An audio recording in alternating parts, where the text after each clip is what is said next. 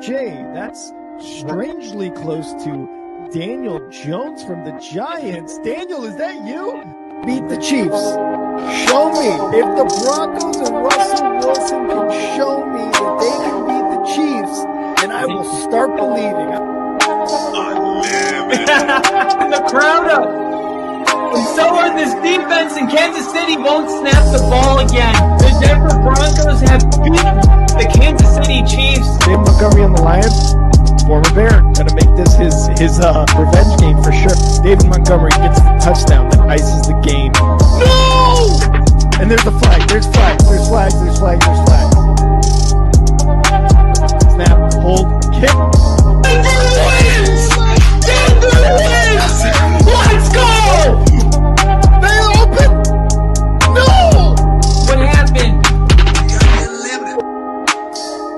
Oh shit. Yo, what's up, everybody? Welcome back to the only football podcast tonight. Kyle and I are going to be talking about free agency. We're going to be talking about guys we like in the draft, whether it's we like them for other teams, our teams, anything. We're going to be talking about the draft. And of course, we're going to end it all off with the chives with Kyle. Let's get it.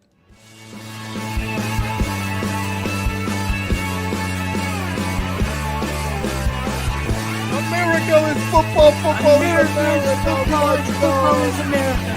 If you don't like it, you can kiss your candy ass for the moment in time. I don't give a damn. Oh my god. No! You love it. It's 30 to 27. Chiefs win. Chiefs win 30 to 20.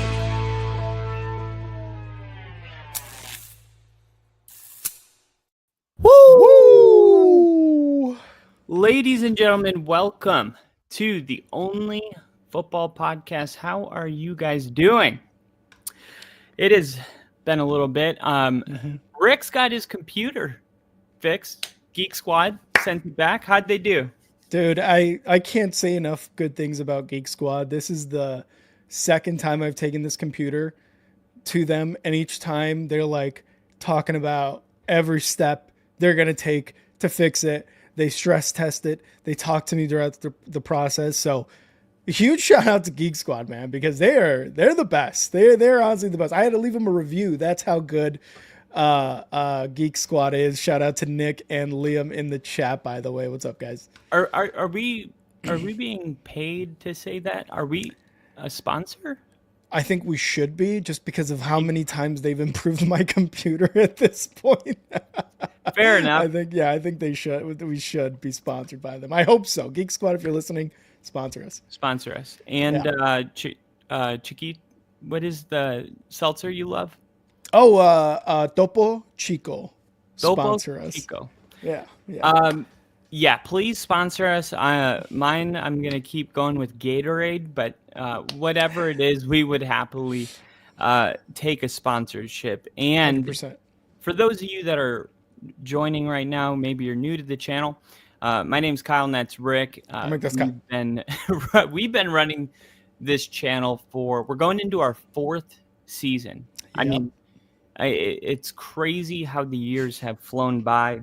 Mm-hmm. And we do need to start this episode with a little bit of sad news. Yeah. When we first started this channel, there was a lot of times where we went live and sorry. Yeah, it's hard.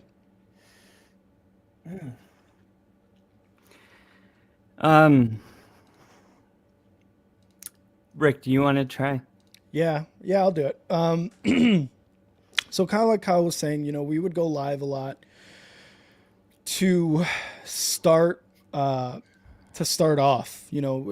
Kyle really was the guy who went live first and started this channel going live. I was a little reluctant to do so, and thanks to Kyle being like, dude, let's just fucking go out there.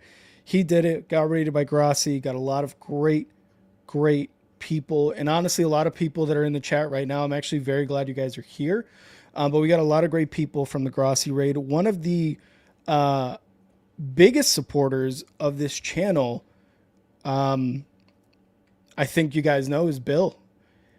And his absence has been duly noted by both Kyle and I, by both a lot of you guys asking, hey, where's Bill? Bill hasn't been in the chat yet. Bill was one of our biggest supporters ever. And the other night, I was just out of the blue. I was like, I've got to figure it out. Like, why he hasn't even been here. I sent him a message on X, on X. Yeah. And I was like waiting for a reply. I had Googled his name, his full name, California, just because that's where he was at. And unfortunately, I came across an obituary of Bill. And I'm going to actually put it here in the chat so you guys can kind of see it, because I think a lot of you guys right now in the chat deserve to see that. And to say that I was shocked, to say that I was sad, it's just like such an understatement because of how much Bill meant to this channel. Immediately when I saw that, I took a screenshot, I sent it to Kyle, and Kyle told me, he's like, dude, I got into tears because of that. And it's crazy because Kyle put this perfectly while we were texting about this. He said, we spend time on this show, going live, go back and forth with Bill. He sends us tweets. He sends us private messages on X. He's donating. He becomes a member. We spend a lot of hours speaking with you guys, and Bill was one of them, where it was like several times a week. We're talking maybe 3, 4, and we're talking 2+ hours, especially game streams. So you get to know a person, at least a little bit, right? Through words on a screen, through pictures, through tech, tweets, I mean. And that one hit really hard. And I had seen the obituary on Google. Again, I posted it on the chat for you guys to see, because I think you guys and anyone who follows this channel and is always in the comments and has had interactions with Bill deserves to see it and deserves to leave a note if you want to. But that was the biggest shock to me and to Kyle as well, because again, like Kyle said, we're here on the stream talking between us, seeing Bill's comments, and he's talking to us like we're buddies. Like, Bill and a lot of you guys come into this chat and we talk like we're all at a bar watching a game, or we're all at a bar talking about I don't know, the trade deadline, this game that happened on Sunday, the Super Bowl, things like that. And we all have such a great community of people in the Only Football fam, the Only Football podcast. And my wife was telling me earlier, because I told her about this too. I was like, I showed her the obituary and she was like, oh my God. And I told her, I was like, I'm so sad. And she's like, the fact that you're able to foster a community like that, where a guy like Bill and other people like you guys, everyone else in the chat, Nick, Jinja, Liam, Edub, Lily, are able to communicate with us. And we have a feeling, we have this like camaraderie that we do. It speaks to a lot about the community that we've created and how much it hurts when an Only Football family member unfortunately passes away. And Bill meant a lot to us. Bill meant a lot to us because of his constant support and constant communication kept up with us, that when I saw this, I was just in complete shock. And it's just not fair, man. I'm sure a couple of you guys remember in the comments, he had said something about being sick and maybe taking a fall. I forget exactly if he had taken a fall or not, but definitely something about being sick. And the whole time I was thinking about that, I was like, it's going to be fine. Bill's going to be fine. And it turned out that was kind of what was the cause of his death, and it's a huge blow. And I'm grateful for knowing him, even though it was just quarters. I'm gonna miss Bill, and again, I say it's not fair because he was only 56 years old. It's like, what? I just sad, shocked, a lot of anger because he was only 56, and it's just like, why? So that's kind of where I've been at these last couple days. I just found that out just the other night, and to say it's ruined the last few days for me is an understatement, because again of how much Bill meant to us. Yeah, it's hard to imagine a stream, a video without him in the comments. And I went back through other videos, and it's like, it doesn't matter what video it was. I could fast forward to any part of the video, and Bill had a comment. It was always going to be that Bill was there. And in these last couple of weeks, we weren't sure really what was going on, but I guess, I don't know, denial, whatever you want to call it. I just, like, even though I thought it was weird that he wasn't showing up, I didn't think this is why. It just all happened so quick. And I never heard any news about him having health issues, like maybe a couple comments here and there, but nothing like to this magnitude. Yeah, I said, I wrote a message in that on that link, and my message was, I wish I could thank him one more time, for everything that he did, for donating his own hard-earned money, and more than money, his time, to just two guys that are talking about football for hours. And he brought positivity, he brought passion, he was not political, he was just the perfect balance of a person to be in the comments. And he was always gonna just keep the chat level and be the first to reach out to a new person, and just like the most unarming person. And his genuine love for this community, it's what made all of us better. I really feel a lot of gratitude that I at least got to know Bill. With him passing away at 56 years old, it turns out that Bill spent, the last couple years of his life with us. And I think that's something that what an honor, that's where he spent his last couple of years, right here on the Only Football Podcast. And we may not have him physically here, but I mean, his impact on this channel is always, and it's always going to be the reason that no matter how many subs we get, Bill's always going to be a huge reason that we succeed. When that time comes where, whatever your definition is, but when we have thousands of viewers, Bill's always going to be the person that comes to mind when we think about how we got here. And I'm gonna put out a video, a tribute video.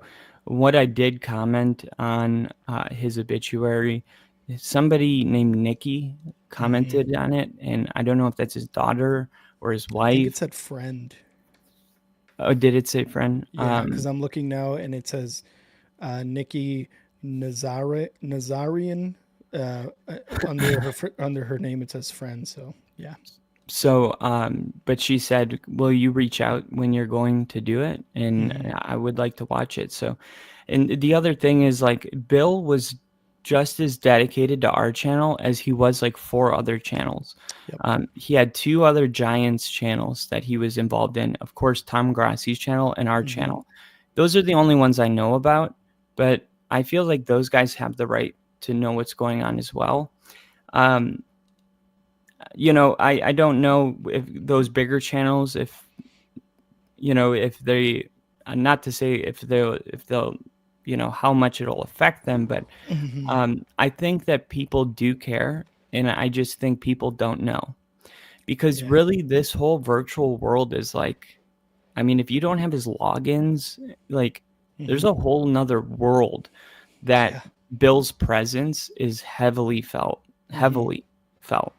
And I feel like that other world is just now, with us breaking the news here, is just now starting to catch wind of this. So I do want to send, you know, messages out to some of these channels, and I thought about even doing a, you know, like a you know, donation stream. I have his address, so I know his daughters live there, so maybe we could send like a letter, and whatever amount of money we raise, send it to their family. And you know, it's a working, you know, we'll come up with something. I know we're going to do something for him. He did so much for us, and it, you know, I had his address because I was in a thrift store in Kentucky, and I found these like Giants, New York Giants cards. Oh, really?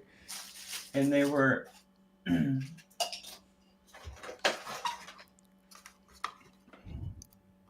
oh, those are so cool. And Bill loved collecting stuff, Giant stuff. He did. And you know, he had something Broncos he wanted to send me, and I put in there, I was like, I guess we're both procrastinators, because you know, but I'm glad I didn't send him these, because I will keep them, and I will have them. I'll put them up right now. Yeah, I'm gonna, similar to when we lost one of our buddies from the Navy, bought a hat from a team that he really supported, and I'm gonna do the same thing for Bill. I'm gonna get a Giants hat. I'm gonna customize it. I'm gonna put Bill on there, because I think, kind of like what Kyle said, like, and I think what Edub said, he'll always be with us here in spirit, no matter how big or small we can, you know, we are as the Only Football Podcast. But I think there needs to be a visual as to, you know, that represents him. And that's what I'm going to do, man, because it's understated how, you know, saying that Bill was a huge supporter. That's an understatement. You know, he was huge. He was huge to this community. Just like Ginger's awesome and has been here since the very beginning as well. We've gotten Edub, we've gotten Lily, we've gotten Nick, we've gotten Liam. A lot of people. Just know that that's kind of just thinking about that is like, if I knew your name and you haven't been here for a while, I would probably do the same thing. I would actively search to be like, what happened to this person? Because I think that's kind of the community we want to continue to have here on the Only Football Podcast. And I think it's the community that we should continue to strive for, is like to be there when something happens and to let you guys know and to make people aware. You know what I mean? So it was such a sad thing to come across. And I don't know, man, I'm like speechless, honestly speechless sometimes, because everyone who ever commented or watched this show knew who Bill was. He has an emoji. He has, as being a part of our you know, our community, is he has his own emoji. That's how much he meant to this show, along with Ginger. They have their own emojis on this. That's how much they mean to us. So to lose such a huge member of the Only Football fam is worth talking about, and like Kyle said, we're gonna do something to remember Bill and have a video. I'm gonna miss his stuff where he would just like come in and his comments would like be right back getting food. You know, like, yeah, fuck yeah, get that DoorDash, Bill. Let's go. You know, like he's letting us know. Yeah. Don't worry if I'm not commenting these next 5 minutes. I got to go pick up dinner and come back, and I'm going to be right back at it. And that was the one thing that I really but just to make sure we knew he's going to be back. And you know, those are the things that I'm going to miss. And Tyler, you're the best. Thank you for that. But yeah, rest in peace to Bill, man. I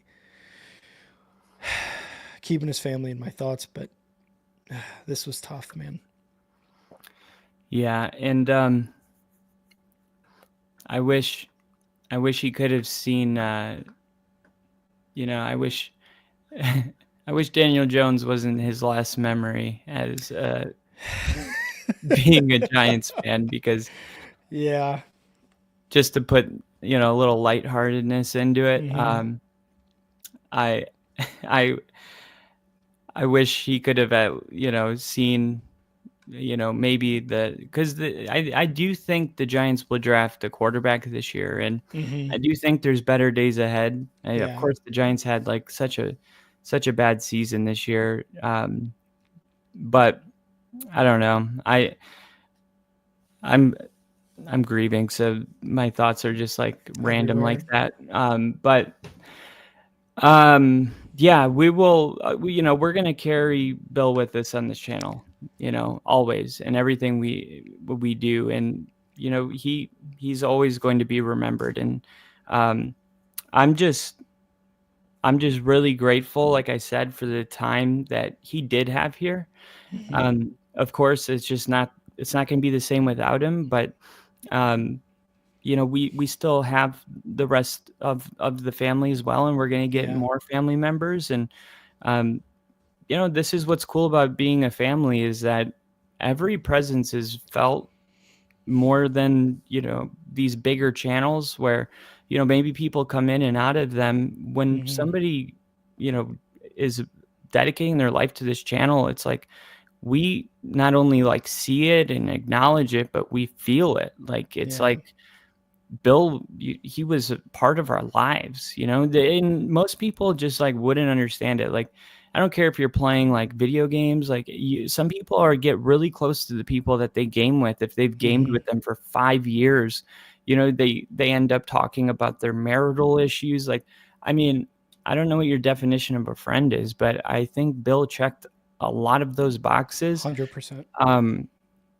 And you know, might sound strange to some people that don't understand, but it'll definitely be it'll be sad to not. And I was telling my brother this right before I did this, and I said the finality of Bill never like commenting again is what is what's like the saddest part for me, is that I'm just gonna miss him. It's simple. It's so simple. I'm gonna miss him, and we're gonna do something special. There's a ton of people that care about Bill. I got the Giants cars in my background. Rick's gonna have a Giants hat. We wanted to make sure that we started you know, because we talked about it. Do we want to do it at the end or the beginning? And I was like, we both agreed, like, we got to do this in the beginning, because it's not like other times where there's sad news and we're like, let's put it at the end. It's like, Bill was way too important to be an afterthought of, you know, of the other news that we have. But we are going to switch gears here, unless you have anything else, Rick. No, I just, you know, Jen just saying that we helped him through some stuff as well. And I just appreciate it. Means a lot. And that's kind of how we feel about Bill, because again, he helped us through jump starting this live stream part of our show of this channel was he would always be in the comments. Like, again, when we first started, it was tough because we would have 0 people. We could see how many people are on at all times. So it'd be like 0 and then 1 and then 2. And we'd be like, all right, we're gaining traction, and they'd be gone. But once guys like Bill and Jinja and everyone else who started coming in here, it was a consistent conversation going on with us. Whether it was Kyle and I talking and us just showing comments, or being like, okay, Bill's right there. He's commenting about everything.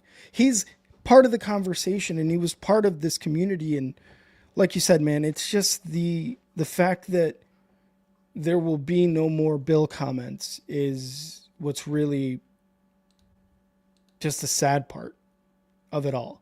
And Jinja, I will definitely see about Steve, because I wish I knew where he lived, but I'm gonna find that out. I'll try to find that out as well. But like Kyle said, Bill is not an afterthought. We had to start off, and the fact that a lot of you guys tuned in as soon as we went live, I was like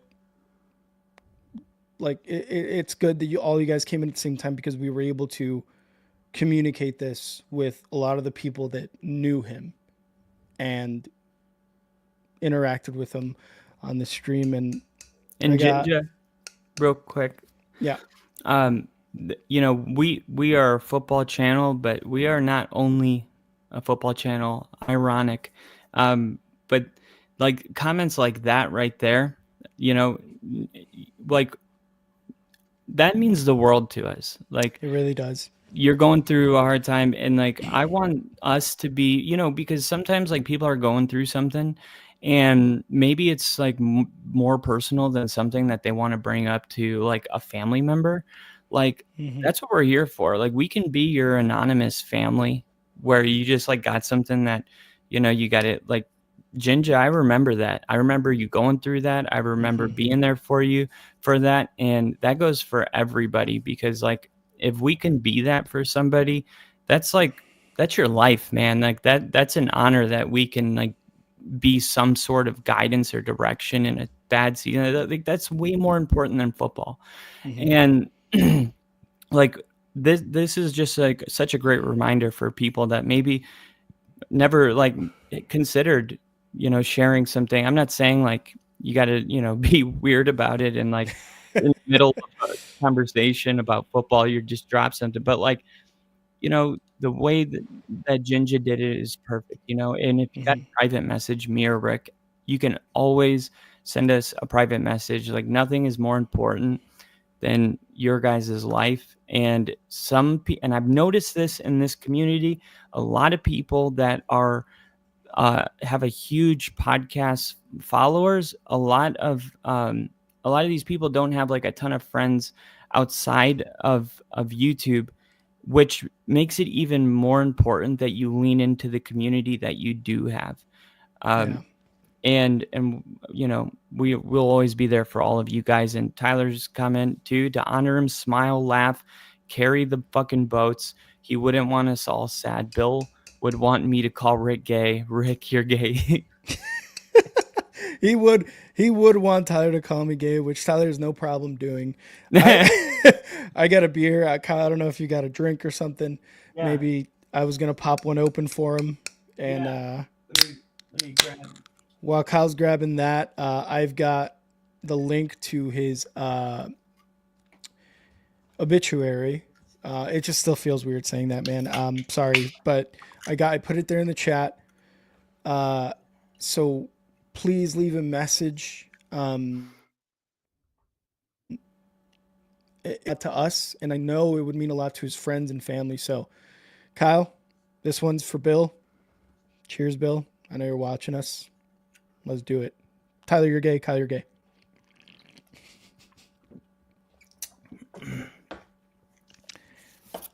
Love you guys. Love you guys. All right. Well, we are going to be talking about NFL free agents because it is that time of the year where teams are going to dramatically change. And I thought the best way for us to do this would be going in order from the most, I would say, the most impactful free agents. Okay, so there's going to be guys like T. Higgins and Trey Smith and Javon Holland, Chris Godwin. These are guys that are going to be available, and we're going to have a conversation about how valuable these people are. Obviously, T. Higgins and Chris Godwin are both valuable, but T. Higgins is a lot younger than Chris Godwin. So we're going to kind of talk about that and maybe talk potential teams. Who makes the most sense? We're going to start with who I think is the unanimous best wide receiver available in T. Higgins. T. Higgins is he's missed time with injury over the past couple years. He still has an 83.9 PFF grade, receiving grade over that span, which is pretty remarkable. He's rarely missed playing time in his first 3 seasons, but in back-to-back years, he's been hit by the injury bug a little bit. But with that said, when Higgins did suit up in 2024, he consistently produced at a high level. He was the 4th-ranked player in PFF's free agency rankings last season, and he figures to be one of the most sought-after players this year. And I can vouch for this because I drafted him on my fantasy, and it was like when T. Higgins was dealing with injuries, it kind of sucked. But if he was playing, he was like a wide receiver 1, forget about it. And he would get me 20 points, 19 points. Like, he was a very impactful, but he was dealing with an ankle injury. But it was nothing major. It was just like he was just dinged up. And it's funny because in Cincinnati, they actually have to walk across the street in downtown to get to their practice field. And it's like nobody else does this, but the Bengals, they have to like basically like cross a busy road in downtown. And then when they get to the other side of it, there's a hill. And depending on how T. Higgins would approach that hill would determine whether he was going to suit up. And there was like 7 examples of it. But when he like run super hard up the hill, he played. And when he kind of like limps up the hill, like he doesn't play. So that hill became like a telling sign for fantasy managers all over whether to play him or not. But I look at T. Higgins and I say, okay, I get it, the injuries and all of that. The real question is like paying top dollar for a wide receiver. Is that the best strategy? Because there is a debate about what the best strategy is for winning a Super Bowl. But now that we just saw the Eagles win a Super Bowl, when they have paid A.J. Brown, they got Devontae Smith on the roster as well. And I want to pull up really quick the I'll do it here in a second while I'll let you go. But I'm curious how much they paid those 2 receivers, because I would assume that T. Higgins is going to be looking to reset the market. I'll tell you right off the bat, my prediction is that T. Higgins is going to be a Bengal.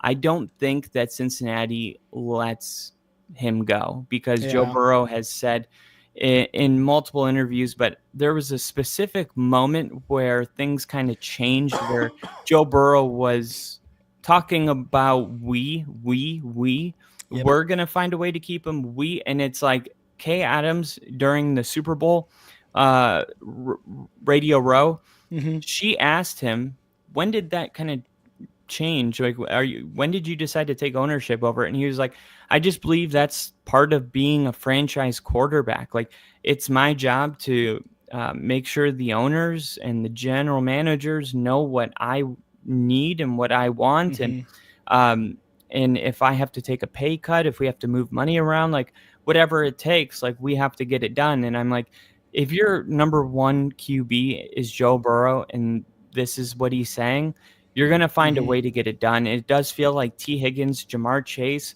I would even say Mike Gesicki and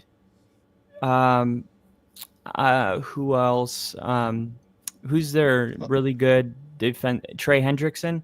Trey Hendrickson, yeah. Those That one's gonna be players tough. are the non-negotiables, and I do believe that the Bengals have come to a point where they can move a lot of pieces around, but those players, they're not going anywhere. So I'll talk about T. Higgins. The non-negotiable part, and Ginger, I'll address your question as well here in a bit. Trey Hendrickson is going to want a good amount of money, but that whole Bengals defense needs to have money invested in. So I don't know how much of a non-negotiable Trey Hendrickson is when you take the entire defense into account, meaning cornerbacks, safeties, your linebackers, other people on the line. So do the Bengals want to necessarily go the non-negotiable route with Trey Hendrickson? I don't know. I think that one's a bit less of a non-negotiable than T. Higgins. Now, T. Higgins, you mentioned about Joe Burrow saying, we have to win the Super Bowl. He wants to win a Super Bowl. Joe Burrow's been there. He needs this, man. He's like, next time I go, I'm fucking winning that thing, because it was pretty damn close when they went up against the Rams. Now, he also said that he would be open to a restructure to be able to allocate some of that money to T. Higgins. So if we're going to go predictions, I still don't believe he's going to be a Bengal. I have a really hard time because you still got to pay Jamar, right? Like they haven't paid Jamar Chase. I'm pretty sure they haven't paid Jamar Chase yet. And if we're going, which one are you signing first? I think it's Jamar Chase all day. He's younger by maybe a year or two. So personally for me, I'm paying Jamar Chase before I'm paying T. Higgins. Is it going to suck? Yeah, because T. Higgins was injured last year. He only played 12 games. He had 10 touchdowns. Like that's something as any NFL team you want from a wide receiver, regardless of if they're number 2 or number 1, if they've been injured or not. It was similar to, who was it? Malik Neighbors, right? Like he had over 1,000 yards. He had 100+ receptions. I think he broke the rookie reception record or something like that. And he was still injured. Like he got injured. And it was like, wow, this guy can produce even with injuries. So I don't think that T. Higgins does continue or does stay a Bengal. In terms of Colts interest, Ginger, that's something that I read. But it wasn't huge interest. I know you saw it in the poll. And if we go to the poll, where will T. Higgins end up? 7 out of the 10 votes went to the Bengals. 2 went to the Colts, 1 went to the Jaguars. The Jaguars are also one of the teams that they're looking at that'll probably add T. Higgins, because they've got Brian Thomas Jr., who looked good. They got rid of remind me his name. He went to the Titans just last year. Calvin Ridley. So maybe do you want to there for Richardson or whoever it is the quarterback's going to be there? Or I'm sorry, for Jacksonville. So I don't know, but to me personally, I don't think T. Higgins stays a Bengal. He's gonna want too much money, like you said. Reset it, but then are you gonna reset it with Jamar Chase as well? That's tough. Yeah, I don't think they're gonna reset the market. I think that they're gonna. I don't know, like it sometimes. You can also do things where it's like, okay, we're going to give Jamar Chase a bunch of guaranteed money. Mm-hmm. And one thing to keep in mind is that the Bengals they have the poorest, right? They're rich in my eyes, but yeah, the poorest owners in all of football. So how much like leverage do they have with the moving money around like a chessboard? Yeah. I'm not sure, but I think at the end of the day, like Joe Burrow is going to find a way to get it done. I think he understands that he just spent $1 million on a Batmobile, and that, like if I do think that winning a Super Bowl is what's important to Joe Burrow. And because of that, I'm going to double down that he stays with the Bengals. I know we disagree on this, but I feel very strongly about this, and I would be shocked if he wasn't a Bengal. And Yeah, I mean, he's definitely somebody that deserves to be paid. His impact on the field, I mean, dude, he is a bona fide star. The Bengals truly do have 2 wide receiver ones, and the kind of year that Joe Burrow just had just proved to everybody, at least in my eyes, that if the Bengals would have gotten into the playoffs, honestly, like, I don't know if they would have gone all the way, but we don't know what would have happened because Yeah. I know that they could have at least beaten every AFC team. I'm not sure if they would have. I think they could have. Yeah. Now Offensively, maybe not in the defense. I don't think they would have I held was going to anybody. say their defensive side of the ball Yeah. was where they had issues, but even in the games they lost like 41-44 last second field goal. So like, could they have won those games? Could they have been the Yeah. team with 44? Yeah. Maybe. But I think the focus is going to be, hey, let's find a way to keep the offense the way it is, and we'll build our defense through the draft. And if the defense gets better and the offense stays the same, the Bengals, it's all upside for them. But if T. Higgins doesn't go to the Bengals, I heard the Broncos are a potential spot, but I don't think the Broncos are going to pay top dollar for a wide receiver. I don't. I think if anything, they're going to draft Luther Burden. Do you know who I'm talking about? The wide Is it the receiver. Packers? What's that? I'm sorry. What team were you talking about? I froze there. For a The second. Broncos. Oh, okay. No, I don't know if would they be interested. No, I don't think so. Right? They still got to worry about Russ's We money? have in that interview with Kay Adams. Sean was like, he did mention like bringing in like a bona fide number 1 wide receiver would be a good idea, because Courtland Sutton is really good, but he's more of a wide receiver too. And then we have like a lot like Devon Vele, 7th round pick. Like he's got some upside. Troy Franklin, he's got some upside. Marvin Mims broke out. Yeah. But we still like have, I mean, it's a very young group. If we could bring in somebody like T. Higgins, or I just don't think Sean is going to pay that kind of money for a wide receiver, but I do think he would be interested in drafting a wide receiver, a number 1 wide receiver with that pick and getting Bo Nix some help. But I also think that they're going to want to, if like Gianti, if he falls, like I think they would go that route. Yeah. That's what Nick's saying. He's like, he'd pay a running back top dollar than a wide receiver for the Broncos specifically. And I would agree with that. I think that's probably the route you want to go with as a Broncos fan. I mean, you're the Broncos fan and Nick is too. So you guys have some, I don't want to say differing opinions, but what do you think about Nick's comment? Paying a running back. Yeah, I mean, it depends who it is, because running backs, what we learned last year is if it's a top 5 running back, they're worthy of being paid. But we know Derrick Henry's staying with the Ravens. We know Saquon's staying with the Eagles. We know Jahmyr Gibbs is staying with the Lions. So, like, who are these running backs that we're speaking of? Because I'm going to tell you right now, the best running back. Aaron Jones. What'd you say? Aaron Jones? Aaron Jones. Aaron Jones. I think that would be like I don't know how much money he would want. Maybe like $10 million a year. Maybe, yeah. Something like that. Yeah. So I would be okay with Aaron Jones, but I do think the move is to draft like a bona fide running back, a number 1 running back.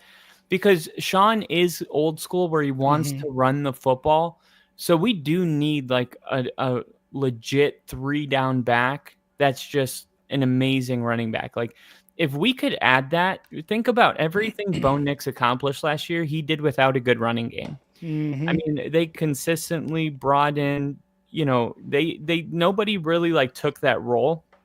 And Sean wants to be a team that runs the football. So I do think that that's more of a priority than getting another wide receiver, but I think they're going to address both. I think at some point they're going to bring in a tight end, a wide receiver, and a running back, and this offense is going to be a lot better next year. I mean, think about it. Last year was our first round pick in 3 years. Yeah, that's crazy. But I like the Genty angle you're going with here. If he does fall, which I don't know if he does, I'd have to look at the order again, because you saw that what's his face fell, or not fell, but Bijan Robinson, Jahmyr Gibbs looked at as like, why are you getting a running back? And they've made really good impacts on those teams. Yeah. So if you go through the draft, why not? Yeah, it would be exciting. Do you have any teams that you think he could potentially end up at? Are we talking who? T. Higgins. Jacksonville is an interesting one. Nick actually put the Packers. Would I want him to go to the Packers? Fuck no. Would it make sense for the Packers to do that, especially after what Josh Jacobs said earlier this offseason? Does Green Bay do that? And that's the thing. Why not? What if you're the GM, president, whatever it is of the Packers right now? You got shit on by Aaron Rodgers. You guys don't get these types of guys. You guys don't draft wide receivers in the first round. You don't go after big time wide receivers in free agency. You got T. Higgins. You saw what Josh Jacobs said. Jordan Love, he was injured for a few games last year, but it wasn't his year wasn't as good as the year prior, where he became the full starter. If he comes into this year with how well the defense played, and you bring in a T. Higgins who's only 26 years old, probably as old as Jordan Love, and you have a Romeo Doubs, you have a Christian Watson, and you've got all these other guys, a Wicks still there. Like, to me, that's a pretty complete offense for the Packers. So Nick said Packers earlier. It didn't even cross my mind until Nick said that. I was like, yes, but do they do moves like this? And the answer is no. The answer is just clearly no. They won't go for a top free agent like that.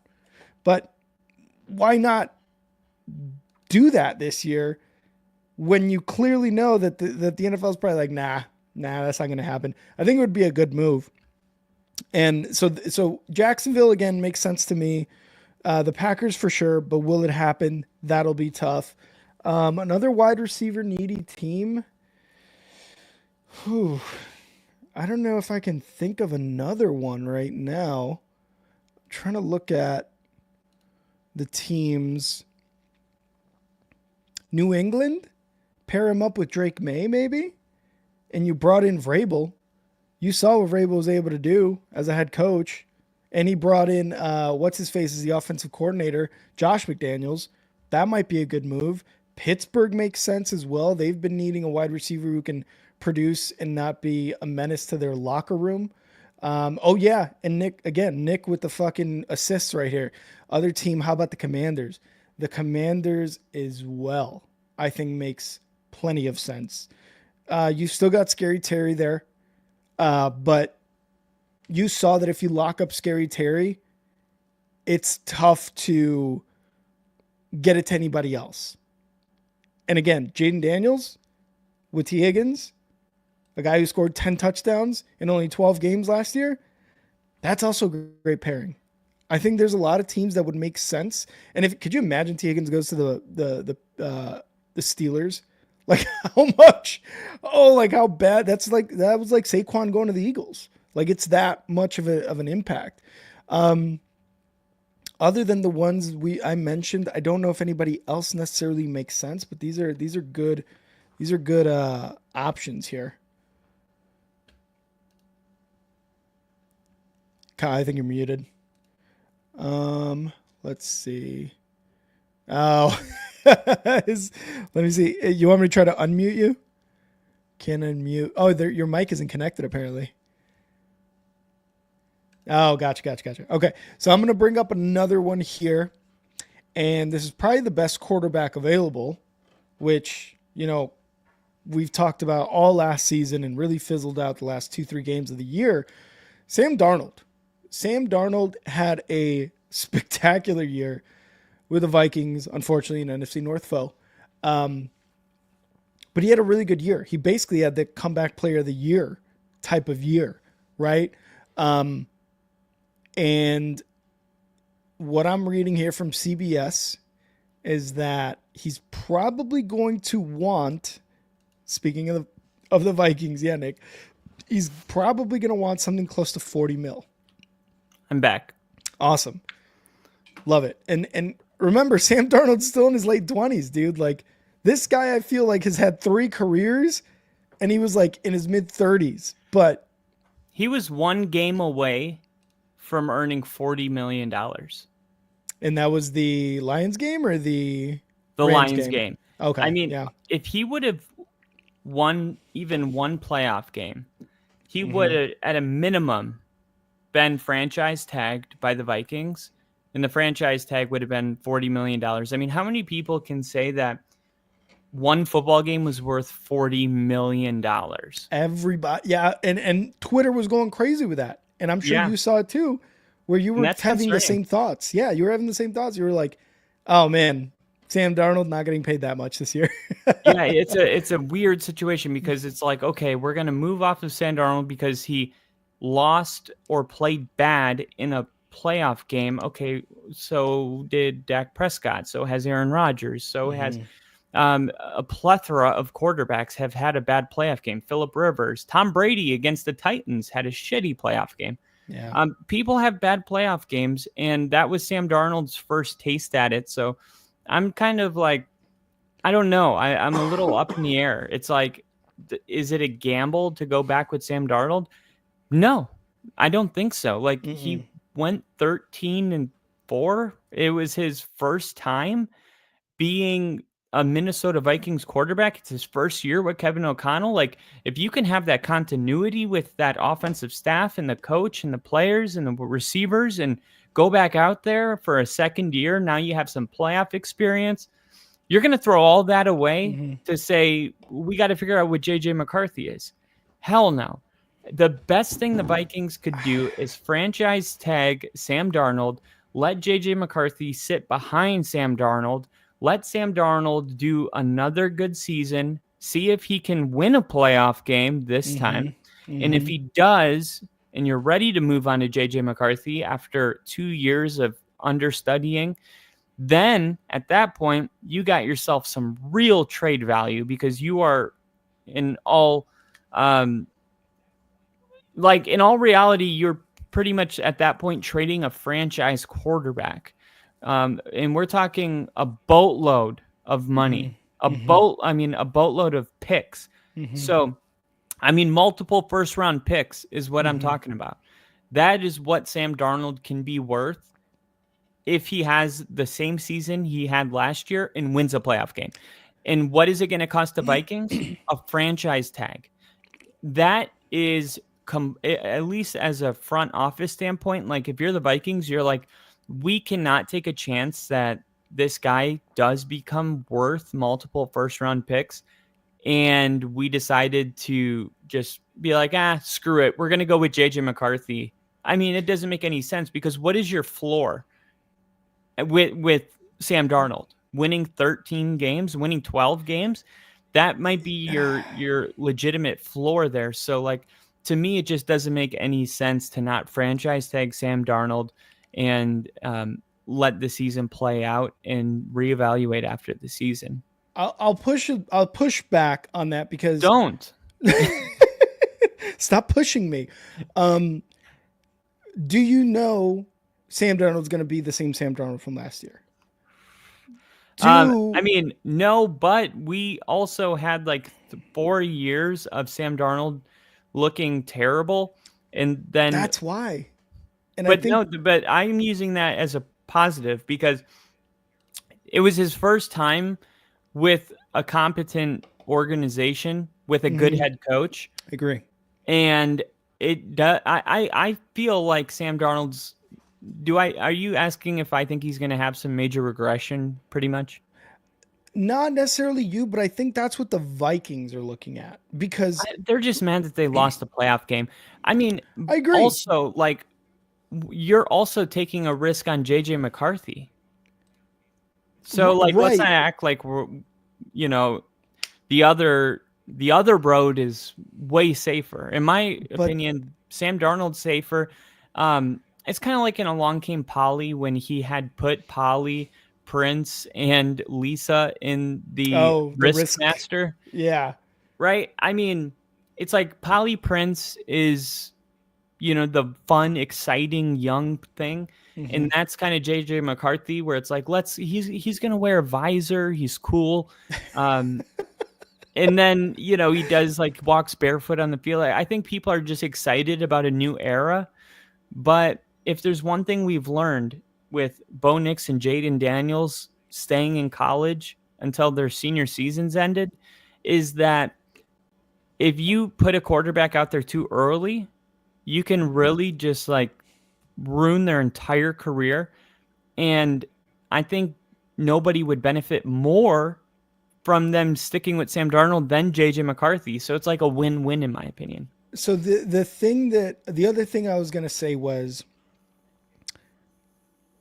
oh God, what's his fucking name? The coach, the Vikings coach.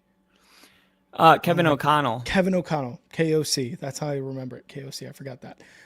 I remember it, but I forgot it. That's fucking stupid. Anyway, Kevin O'Connell.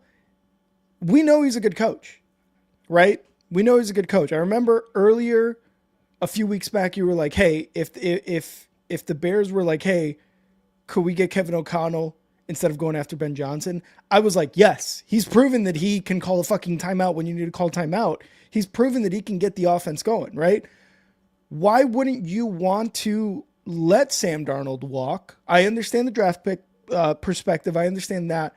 You're taking a risk on him being the same Sam Darnold from last year, but why wouldn't you let Sam Darnold walk? Let JJ McCarthy become the starter. He got hurt last year. That sucks, and God willing that doesn't happen again to JJ McCarthy. But if you've got an established franchise like the Vikings do the last 2, 3, 4 years or so with Kevin O'Connell and their GM, why wouldn't you want to go a bit of a cheaper route with the quarterback that you drafted 10th overall or whatever it was he was drafted at, with the Kevin O'Connell coach, with the GM and the front office that is starting to make moves make sense, with the defense being as good as they've been or were last year, right? Like, I feel like, yes, you can franchise tag him. You can hope he becomes a 13-win floor type of quarterback. But I also think if you franchise tag him and then his trade value is nowhere near as good, like you said, multiple first-round picks to a QB-needy team who is probably a quarterback away from having a 12-win season and getting into at least a wild card, right? Like if you're talking about that, where's more of the risk? Yeah, I think. I get what you're saying, but think about this: when the 49ers put in Brock Purdy and Brock Purdy was doing really good. And real quick, Ginger, keep in mind Daniel Jones was making $40 million a year. Yeah, and you were watching, so yeah, for what it's worth. But also, Brock Purdy played really good, and then they were trying to find somebody to trade with for Jimmy Garoppolo. No, I'm sorry, Trey Lance. Yeah. And nobody was going to do it because they were like, dude, we know that you don't need him, so we're not going to offer you that. We're going to force you to hold on to him until he's released, and then we'll just pick him up from free agency. So it is kind of difficult to get that kind of value. So I would say there's no downside to it, because the only way that you don't get multiple first round picks is if he does do some sort of regression. Because I'll say this, if he has the same kind of season that he had and he wins 1 or 2 playoff games, I don't think they move on to JJ McCarthy. Period. Yeah, I could see that. I think if you just throw a guy out there that was a number 1 overall pick or number 2 overall pick, just 5 years ago, and he has that kind of a season, like, why wouldn't you investigate that?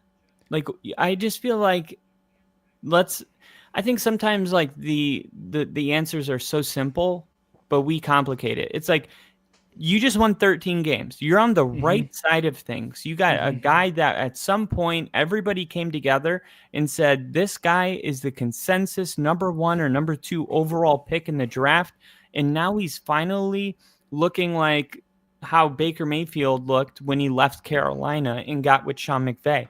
It's like, oh, this is what can happen to a quarterback. And yeah, I think that he had the type of season where we need to investigate further what Sam Darnold really is, because I think that is not clear to anybody. If I asked you what tier is Sam Darnold, nobody would put him in the number 1 tier. No. I don't even think people would put him in a number 2 tier, but I think people would put him in a 3 tier with the upside to get into the 2 tier. But I think as long as that upside is in question, you want to hold on to that asset. Because if that could be a reality, then it looks like JJ McCarthy would be the trade value, not Sam Darnold. But we do know having 2 good quarterbacks on a roster is a bad idea. But also think about the Packers with Jordan Love. I mean, they drafted Jordan Love in the first round, so it's not like just because you draft somebody with your first round pick, you have to play him right away. The Packers have been using this philosophy for decades, 3 decades, 4 decades, and it works. If you develop a quarterback underneath, and I do think J.J. McCarthy is going to be a good quarterback, but I just think we need 1 more year. I'm just asking for 1 more year. I think that's what makes the most sense. I mean, also, how good does Aaron Rodgers, Kirk Cousins, any quarterback coming back from a significant injury, I just don't think like that's the year to throw him in. I think 1 more year, let him fully be rehabbed completely from that injury, and let's see what Sam Darnold is, and then we will like reevaluate this whole thing next year when we have the answers that we need to make a decision. Froze again. That's just my opinion on it. Damn it, I froze. Sorry. Oh, it's okay. What do you think about that? I don't know, man. I'm still kind of in the. What do you want them to? What do you think the Vikings should do? If I'm the Vikings, I think I go with my head coach who made Sam Darnold a baller and do the same thing with JJ McCarthy. I think I let Darnold walk. I don't. Again, I understand the draft pick idea is like going into week 7, week 8 and being like, hey, Darnold, he's up for trade if anybody wants him. But if you're saying that Darnold is a 13-win quarterback, why would you want to give that up? Exactly. Because you have JJ McCarthy? Well, why not go with JJ McCarthy? I guess is kind of where I'm at with that. Is like, okay, let's give him the franchise tag. Totally something that teams are going to do. Possibly even T. Higgins might get that, right? But if your floor is 13 wins, there's only one of two scenarios you're going with as the Vikings next year. Is you're trading Sam Darnold because his floor, he's not reaching his floor with the Vikings, or you are keeping him for the year and not trading him because he's reaching his floor. In both scenarios, you're either having a bad season or you're having a similar season to last year where you're competing with the Lions for the division and are a shoe-in for the playoffs. So again, I understand what you're saying with the draft picks, the value. Hey, let's get this 28-year-old guy for a couple draft picks to bring in, I don't know, maybe some defensive guys, maybe some offensive line guys, right? Because your offensive weapons are pretty much set. The only thing is, like, I feel like if you're the GM, you're kind of stuck between a rock and a hard place. Is like, well, Sam Darnold's actually doing well, but you've got a rookie quarterback who's been sitting for 2 years. On top of that, the Packers situation with Jordan Love working out a bit, but last year didn't look very good in the playoffs. He didn't look good against the Eagles. They were shut out for an entire half, and Jordan Love threw multiple interceptions, injuries in the game. I totally agree. I totally agree. The thing is, like, Jordan Love still didn't have a very good game. he throws interceptions at quite a big rate, right? I think though he also like Romeo Doubs, Christian Watson, Datavion Wicks, Tucker Kraft, like everybody got hurt. Like I don't even know. And I watch Packers games, but like he was throwing the ball, and I'm like, who are these guys? 100%. I just think is like, and Nick, yeah, I am hating on the Packers. No, I get what you're saying. Like Jordan Love, I do think that he is better than what we saw last year, because we've already seen it. To be quite frank, but I guess with JJ McCarthy is like, what, you got a season to determine if he's going to be good or not. JJ McCarthy, no, I don't think anybody should get one season. Well, that's what happened with Jordan Love, and then he got the contract, right? And he was under Aaron Rodgers for 4 years. And that's kind of what I'm thinking about with the Vikings and Sam Darnold is like, I feel like if they trade him, it's because the Viking season is not going very well. And if they keep him, it's because the Viking season is going very well. And at that point, it's like, well, why would you trade him or why would you get rid of him? Yes, you have JJ McCarthy, but you are, again, double-digit win team. So you're on my side. What I'm saying is I think there's only two ways this is going to go. If he gets franchise tagged, right? Like what you're saying. In the scenario that he gets franchise tagged, there's only two ways. They suck by the trade deadline and his value is down, or he is just as good as last season. Why would you trade him if you're having a good season? You think Jay Jettas is going to want I don't his think quarterback to be be traded mid-season, period. But that's what you were saying with franchise tagging him. No. I was saying franchise tag him this year, and then at the end of next year, in the offseason, trade him. But why would anybody give you anything if you knew he's on a 1-year franchise tag?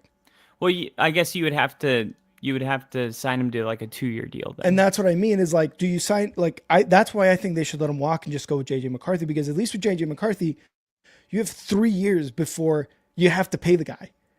Well, it depends. And I think with Kevin O'Connell, as a coach, I think it's a good way to go. I honestly think it's the more affordable route, but also you have to think about what are the Vikings' needs, right? What do the Vikings really need right now? I think running back is probably the big one. I said this during the season, and everybody thought I was crazy, but I think there's two things that could happen that's going to be like, because remember, every offseason there's like something crazy that happens and nobody could have expected it. Yeah. Right? Yeah. I think Sam Darnold might be connected to those moments in this offseason. The one I said last offseason, it was but right before the trade deadline, I think Sam Darnold is going to be traded to the Rams and Matthew Stafford is going to be traded to the Vikings, because I think the Vikings, of course, Kevin O'Connell and Sean McVay, they go way back. And why it makes a lot of sense to me is that JJ McCarthy is a young person, and then Sam Darnold is 28. So you got two young quarterbacks. Whereas if you could bring in Matthew Stafford, who maybe has 1 or 2 seasons left, then it's like JJ McCarthy actually sees like the light at the end of the tunnel, and you're not juggling these two quarterbacks that are arguably in their prime. And then for Matthew Stafford, he gets an opportunity to win a Super Bowl with a coach that he already played for when he won a Super Bowl. Yep. And then for the Rams, Sean McVay gets a franchise quarterback for the foreseeable future. And with Puka and all them. Yeah. So to me, that's what makes Stafford's 37 years old. I mean, you get 2 or 3 more years out of him. And if you don't love what JJ McCarthy is, I think it's going to come down to a 2-team race for Stafford. I think it's really going to be the Vikings or the Rams, and that's it. And if the Rams if the Rams aren't interested in doing that, I think it's going to be Sam Darnold for Matthew Stafford. And honestly, it sounds good on paper. When I brought it up before the trade deadline last season, it sounded just as good as it does now. So I think from Stafford's perspective, reuniting with Aiden O'Connell, throwing to Justin Jefferson and Jordan Addison at the end stage of his career in an indoor stadium, which is also important. It all just sounds like Stafford would sign off on that trade, which sounds like he's earned that respect where they would make sure, hey, you're comfortable with this. So if he does leave LA, it's about as good of a situation that you can ask for if you're Matthew Stafford. Now, I want to move on because we don't have too much time left. We got about 20-ish minutes left. Zach Bond was someone that you absolutely called and loved on the Eagles.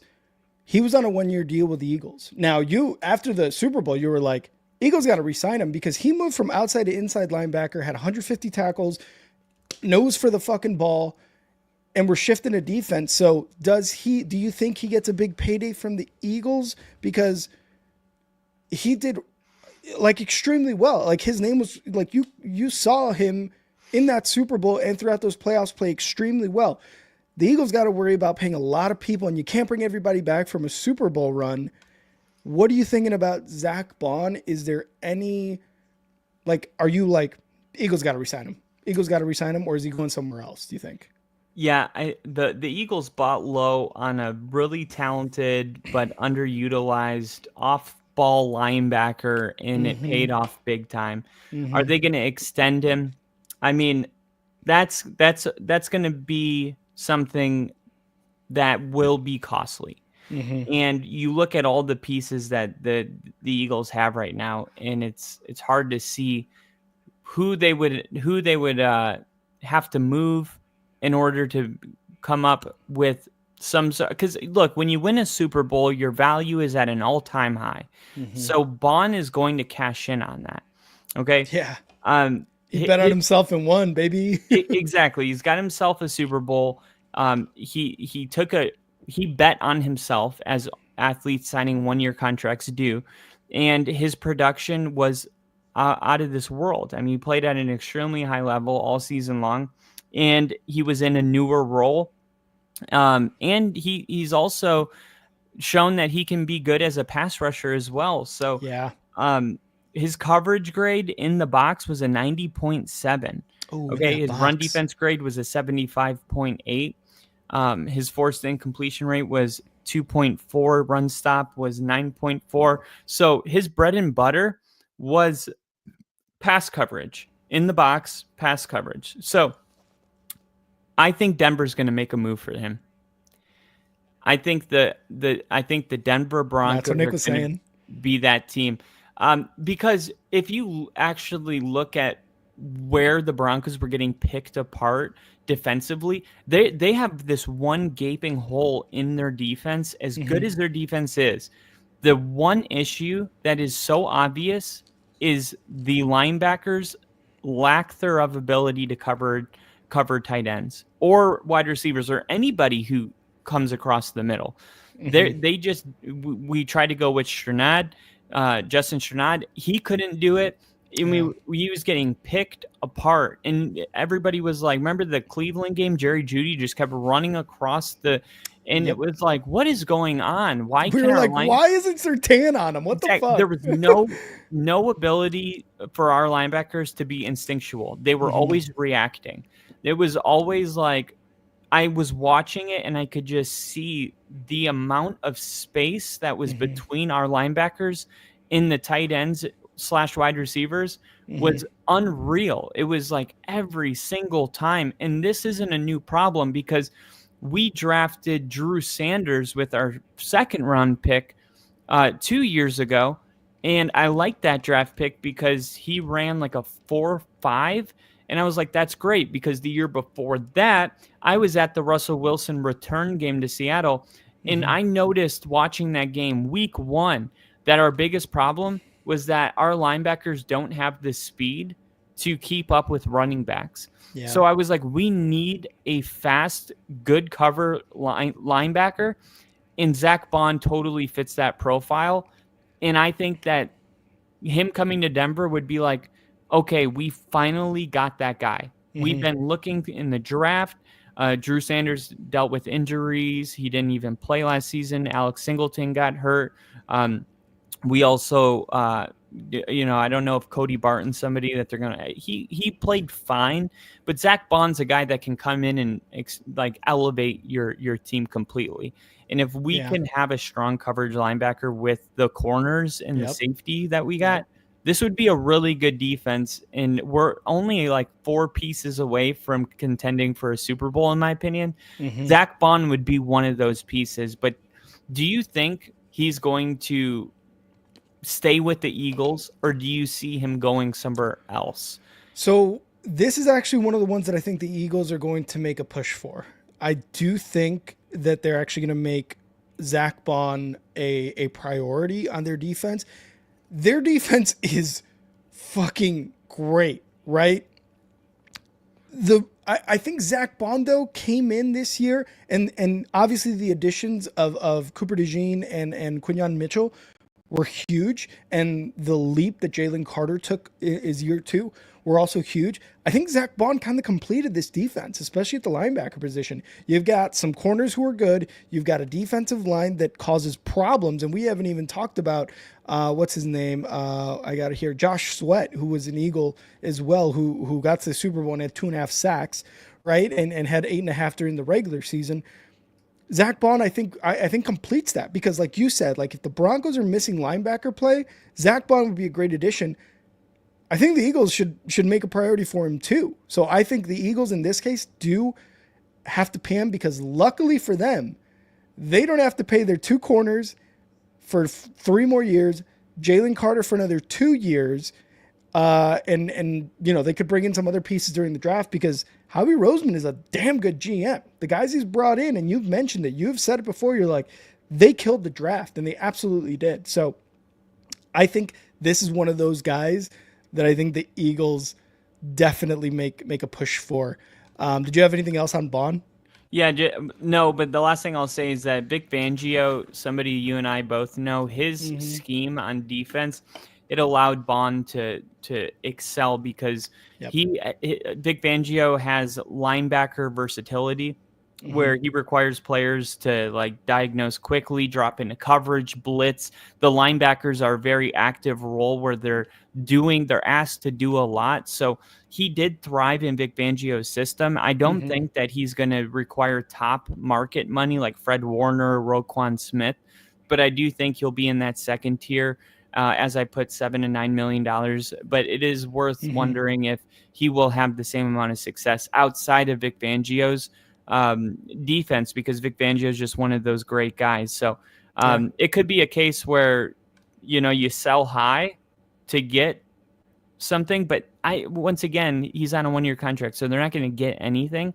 So I think it's just, I think the Eagles would be dumb not to pay him, but I hope they don't. I got a couple more players I was going to ask you about. Yeah. And I think just for everybody else's sake, I think we'll talk about the draft next stream later this week, just because free agency is so exciting. But go ahead, Kyle. Sorry. Yeah, it is. Okay. I wanted to do 2. Javon Holland for the Dolphins. He's a 2nd-round draft pick out of Georgia in 2021. He's ranked the 3rd best free agent available. He's ranked one of the 5 highest graded safeties in 2 of his first 3 seasons in the NFL. He earned a career low 63 overall grade in 2024, but his overall body of work speaks for itself. The top free agent comparison that I would give is Jesse Bates. In Jesse Bates, very similar grades, whether it's run defense, forced incompletions, coverage grade on throws less than 3 yards. Less than 3 seconds. Coverage grade with no pressure. Javon Holland is amazing, which is, think about it, a coverage grade with no pressure is the hardest coverage, because the quarterback's sitting back there and you're not forcing a bad throw. You're not being hurried. So that means you're really good at coverage. This is a really good player. The Dolphins have defensive problems. Free agency, you get this list about this long, and by the end of it, it's like only this amount of people actually go to new teams. And I just don't know if these top players, T. Higgins, Javon Holland, I don't know if they actually leave their former teams or their current teams. Yeah, it's always hard, but it's always like surprising too, where it's just like, what the fuck? This guy went there. Javon Holland, though, I agree. He's 24 years old. He's 24. And with the Dolphins, like you said, I think they improved a little bit on the defense this year, but overall they struggle. So while I agree that they should keep him, this is actually a guy I think they're not going to be able to keep because of the age, and I think just the money that they put into everybody else. Tua, Tyreek, Jalen Watt, all these other guys.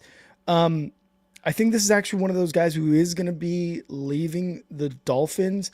This is actually someone that was that the Bears were projected to possibly pursue. The Bears let go of DeMarcus Walker, one of our other defensive linemen, tried to be on the defensive end type of guy. Really wasn't working. They moved him on the inside. They let him walk. So the Bears cleared up $10 million plus of cap space. And to go for a guy like this, because Khalil Mack is also one of the free agents that they're looking at, or they say they're looking at. But Javon Holland, 24 years old, not necessarily like the third best, you said, defensive end projected right now. I think he'll get good money, but I don't think he's going to get ridiculous money. And I think that the Bears could use another younger pass rusher that won't cost them an arm and a leg. They freed up all this money to go after people. They have the fourth most cap space now. After they got rid of these couple guys on the roster. So Javon Holland, I think, is definitely one of those guys who's going to be leaving the Dolphins, or through free agency, obviously. I think the Bears are a good fit. I also think the Falcons would want a younger pass rusher as well. Justin Simmons, Jesse Bates. What do you mean? Those are their safeties. Yeah, Jesse Bates is good. Justin Simmons, you liked him. But wait, Javon Holland is... Oh my God, I thought he was a fucking... Never mind. God, I'm so stupid. No, I looked at the wrong position. Sorry, I looked at the wrong position. Javon Holland, safety. Sorry. But I'm going to give you a really weird one, all right? Because you could either view this guy way up here or way down here. Khalil Mack is going to be available. Yep. Khalil Mack, I mean, he's enjoyed been good. A late season, late career resurgence over the past 2 seasons. I mean, he can still be a force as a pass rusher and a run defender. He is maybe even an underrated run defender. 88 quarterback pressures in 2023. That was his highest total since 2016. And he had an 86.3 pass rushing grade, his best since 2020.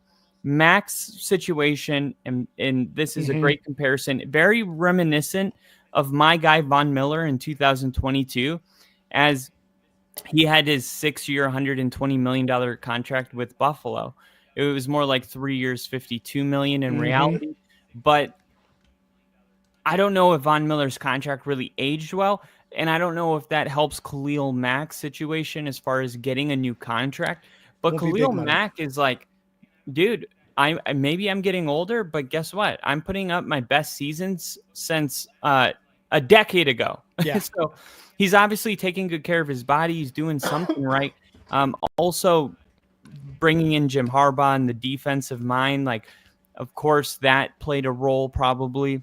But what do you think about Khalil Mack? Like, should he be cashing in on one more big contract, or is that team that if a team does that, are they kind of just dumb for doing that? I don't know about a big contract because he is 34, 32, something like that. But why not 33? Or 33. You're right. Maybe 30. Maybe he's my age. No, he's 34. Okay, he's 34. I don't know about big contract. I think him putting up big years under Harbaugh and under Staley, when that team was just in a fucking, I don't know, whatever you want to call the Chargers were under Staley. They were good for like a year or two, and then the last year was like dog shit. but he was putting up consistent numbers even through that and through 1 year of Jim Harbaugh. So I don't know about big contract. I think maybe he gets a 2-year deal with, I don't know, maybe 12, 13 million per year. I would assume there'd be an opt-out, whether it's team friendly or player friendly. But I don't think he gets like a 4-year contract. And if you do get a 4-year contract, I think it's going to be on the lower side, maybe like 9, 10 million. But he's put up numbers. He's put up numbers. Amari Cooper is fucking 47 years old and somehow only 30. Right. Who needs a wide receiver, another wide receiver who, honestly, I don't know if Amari Cooper is better than Chris Godwin. And obviously not better than T. Higgins. I was going to ask you about that right after. So Chris Godwin dropping fewer than 6% of catchable balls in 7 of his 8 seasons. He maintained that standard last year, 85.7 PFF receiving grade through nearly 7 weeks without a single drop on 52 targets. He also sustained a season-ending left ankle dislocation, and he's no stranger to entering free agency. Hopefully the recovery will be quicker this time around. But his comp here, Allen Robinson in 2022, which is a guy you know really well. And Chris Godwin, maybe he would get a little more credit had he not been playing with Mike Evans all these years. But these are 2 really good receivers. I mean, I don't know what to make of Chris Godwin. Like, I don't know if he's somebody that I would want to trade for. Like, I get a little bit of like, I don't want to say Brandon Cooks vibes because he's definitely better than Brandon Cooks, but I'm just not a huge fan of these like Keenan Allen, these Mike Williams is a very good comp here, I think. Mike Williams with the Chargers. And, you know, he went to 2 teams. He got traded in season from the Jets. I don't know. Like, there's only a few wide receivers. I would rather have Amari Cooper, to be honest. Than Chris Godwin? Yeah, and the reason is because Amari Cooper, elite route runner, one of the best route runners in the game. He did struggle with drops more than usual in this last season, but he is also like invaluable as far as being a coach on the field and being able to coach up the younger receiving core. And I don't know. I feel like he's less prone to injury. Like, I feel like Chris Godwin's always dealing with something. And same thing with, what was it, Allen Robinson, Mike Williams. These older, tall, lengthy wide receivers tend to, I guess, if you're just prone to injury, it's who you are. It's like, it sucks, we know but Chris Godwin is a guy that deals with some injuries, and it happens a lot with him, and I just don't want to take a risk. I don't feel like Amari Cooper's, I feel like he's always suiting up and playing. Like, that's why he feels 47 and he's only 30, is because we've watched him play so much. He's got so much miles on him because he doesn't sit out seasons. So I would rather have Amari Cooper, but I'm not high on either of them. No, I think they're both could be very valuable to the next team, but I'm not like banking on him to be my new wide receiver 1, either of them. And the fact that Chris Godwin broke his ankle midway through the season when it was like, oh, him and Mike Evans are going to go off, that definitely would be one thing that's like, that would put me off of Chris Godwin as well. But Amari Cooper did like nothing for the Bills other than that one touchdown catch that he had in the first game. In the playoffs, it was bad. I think, let's see, where was it? 6 catches in 3 games in the playoffs. I just don't know how much of that's on him and how much of that is just in-season trading, chemistry, stuff. I mean, yeah, possibly, but if the Bills are having that mindset, why not resign for another year and have him, a 2-year deal or something like that? Have an entire offseason. DeAndre Hopkins. DeAndre Hopkins gets traded mid-season, and it's like it never really panned out. Yeah, and Chris Godwin at least was like having a stellar first few games. I think he had like 50 catches, a few touchdowns. Personally, I'm going Chris Godwin. Yes, I'll take the injury with it. I'll take the broken ankle and the rehab after, other than Amari Cooper, who with an MVP quarterback didn't really do much in those few games that he played with the Bills. But it could also be that, like you said, it could be a chemistry thing. But personally, I think I'm taking Chris Godwin over Amari Cooper now. And I think Chris Godwin, I don't know how old he is, but I know that Amari Cooper is going to be 31. And if that's the type of output he had with the MVP quarterback of the league, I don't know. I don't know if he's worth taking over Chris Godwin if Chris Godwin's available. That's just me though. Yeah, that is fair enough. We do have like 10 more players. We'll roll them into our next episode where we can talk more, because there are a lot more Talanoa Hufanga from the 49ers. Yeah. He's a really good safety. Yeah. We got Carlton Davis III from Detroit. Aaron Jones, we didn't really talk about. Justin Fields probably returning to Chicago. Dre Greenlaw. Here, real quick. If Justin Fields does not stay in Pittsburgh, if he does not stay in Pittsburgh, he's going to Seattle. That's my hot take. He's going to Seattle. Hook back up with JSN.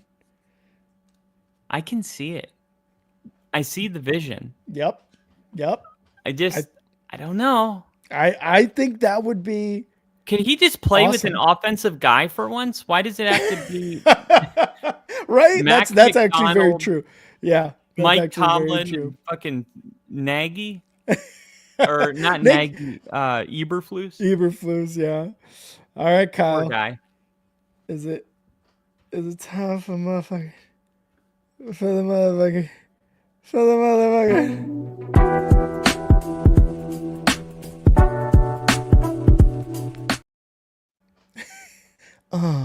Welcome to the Chives with Kyle.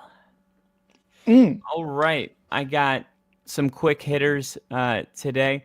We're going to be talking about the draft coming up, but they did just do the HBCU Legacy Bowl week, and I got 7 NFL draft prospects who impressed. These are the top 7. So you got James Burgess Jr., cornerback out of Alabama State, 6'2", 30-inch arms, good length, won the 2024 and Aeneas Williams Award as the top HBCU defensive back in the nation. He's at his best when he's in press coverage. He can play in off coverage, but from what the author saw, he liked to set up in the receiver's face and make him work on every play. He was doing a good job every single time I looked up. We have seen cornerbacks make successful transitions from HBCUs to the pros, including the Rams' Kobe Durant and Joshua Williams from the Chiefs. In recent years, Burgess might be next in line. Then we got Jada Byers, running back out of Virginia Union. Byers' production screams off the page, 2,276 all-purpose yards in 2024. Wow. 2,276 all-purpose yards. Leading Division II, ran for 27 touchdowns, won the Deacon Jones Trophy, top HBCU player. His size, he's 5'6", and he ran a 4.8 40, not ideal. But he does run with determination and passion, so he could be like a 6th, 7th rounder probably. Jaquan Davis, wide receiver out of North Carolina Central. This guy was interesting because he ran a 4.4. He has a 40.5-inch vertical, more of a straight line receiver right now, but he caught a pass on a curl route, turned it upfield. He is not just a go up and get it guy. He's got a great combination of length, size, and speed. Robert McDaniel, defensive back out of Jackson State, where Deion Sanders coached. He's played multiple spots in the secondary, but he fits best at nickel safety. Irv Mulligan, running back out of Jackson State. And these are just some guys. So the HBCU Legacy Bowl was just recently played. If you guys didn't check it out, check the highlights out on YouTube because it is really cool to look at. The Rams did grant Matthew Stafford's camp permission to talk to other teams. This is important. Being allowed to speak to other clubs certainly nudges the door open that he will suit up elsewhere. But for now, the process is about gauging the market with the hope that it results in a contract that lets him return to LA. But that is important to note that he is got the okay to go to other teams, take some visits, and that sounds like he's on his way out rather than on his way in. And then last but not least, the Packers propose a rule to ban the tush push, a play that was popularized by the Eagles. And this play, known as the tush push, has caused a ton of controversy, not just this offseason, but I feel like the last two off seasons, though its roots can be traced back to the most basic QB sneak. The brotherly shove originated in Philadelphia, where the Eagles popularized it. This play has been effective for the Eagles so much that Hurts finished in a tie with the 5th most rushing touchdowns. He had 14. Many NFL clubs attempted to replicate the play in their own fashion, with some choosing a side of the line and others building in a misdirection where we see the tight end get it outside the A gap where they don't go up. They try to hit the A gap, but none of them have been able to do it as well, the Eagles. And that is going to be my final point, is like, you want to ban a play that is unstoppable, but it's only unstoppable for one team. That is not okay. Like, you cannot ban. I mean, that you might as well just I don't know, ban Devin Hester from returning punt or ban Calvin Ridley from running streak routes. I mean, like, where does it end, Bob? Like, we can't ban something until we figure out it's unstoppable for 32 teams. Then even if it was 30, 25 teams, shit. If it was 20 teams, I would get on board with it. But the reality is nobody's been able to do what the Eagles are doing. And if you want to run the play as well as them, you're going to have to learn how to squat 1,200 pounds, right? You can draft your quarterback based on how much he squats. Can he squat a car or not? But honestly, justifying it being illegal, it could be difficult in my opinion. What do you think? I love this because it's like this. The Packers are the second team to bring forth this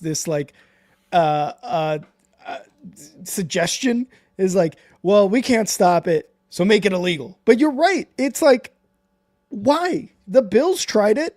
They just suck at it. These other teams tried it.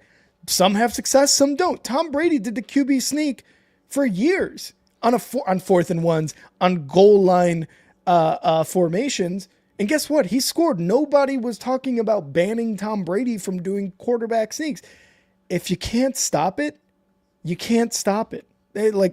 Sorry, but like you said, when you have a quarterback and running back that combined can squat the entire planet of Jupiter, sorry, but until you get a line that can squat the entire solar system, you're not going to be able to stop it. So why are you crying about it?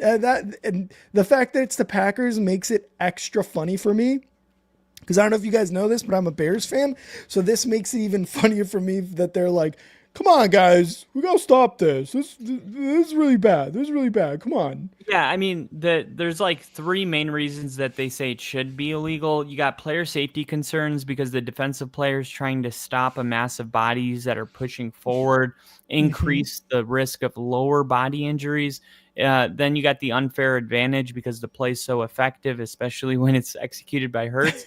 And then not in the spirit of the game is probably the most interesting one, because critics argue that football is meant to be about individual battles, not just raw force from multiple players pushing one guy forward. Exactly. And I mean, it does feel like every time the Eagles run it that they're going to score. It is as close to an automatic play as the NFL has. Yeah. And I could understand thinking that anything that's automatic is bad for football. Now, I could really understand that because it is true. There is they kind of rob the what's going to happen on 4th and 1, from the goal line. It's like what's going to happen. So do I think football would be more interesting without it? Yes, I do. Yeah. But you also have to justify it, and that's the thing. Like, it's not easy to execute. There's no real injury data to back up what they're saying, and it's a smart strategy. So I don't know, like, it's a weird balance, to be honest. Yeah, I don't know. It's like Patrick Mahomes is automatically in the AFC Championship game every year. Do we ban him from being good? Like, well, that's automatic the last 7 years. You know what I mean? I don't know. Yeah, it's a great conversation. I'm sure we'll bring it up in a future podcast when we get more information about it. Absolutely. Well, thank you guys so much for joining us. Obviously a very serious start to the episode, but like a lot of you guys said, Bill would want us to continue to talk football, would want us to continue to have a good time, laugh, and just be the only football podcast. So we're going to do all this for him. We're going to make a special either video or live stream dedicated just for Bill. Remember, I did post a link to his obituary. If you guys would do us a favor and just comment what Bill meant to you guys, or, what he did that, touched you guys, in this community here at the Only Football Podcast, it would be great. We appreciate all of you guys that are here. And when I say that, I don't say that just because you guys are here and building up this channel. It's because I really do appreciate every single person who's here and commenting. So thank you guys again for being here. Please hit that like button. Please hit that subscribe button. Let a person on the street know about the Only Football Podcast. Let anybody with a phone walking by you, let them know.